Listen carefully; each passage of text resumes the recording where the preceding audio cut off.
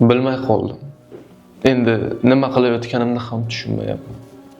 Hammasi chalkash. Sen qo'rquv ichida turib bir qarorga kela olmayapsan. Go'yoki dushmaningni yoningga o'tkazib qo'ygandek. Bir narsani unutma o'g'lim. Qo'rquv odamni ishidan turib xoylik qiladigan yagona dushmani.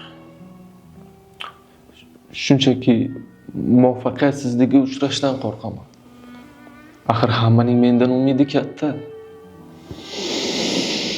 Erkak faqat bir joyda yutqizadi.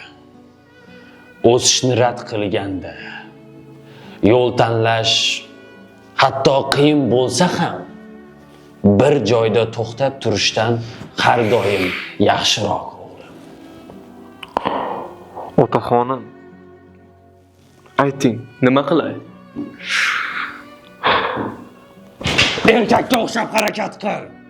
Yig'lashni bas qil. Yosh bolaga o'xshab deganingdan ish bitmaydi. Unda nima qildingiz? Boshim qotdi.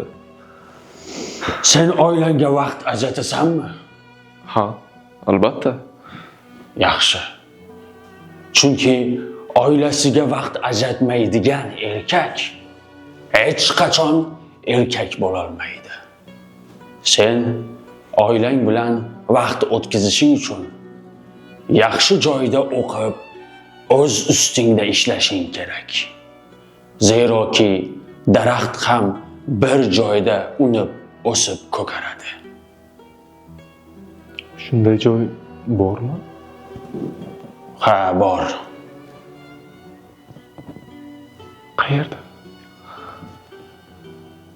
Pastda yordamchim bor. Seni o'sha joyga olib boradi. Rahmat otaxonim.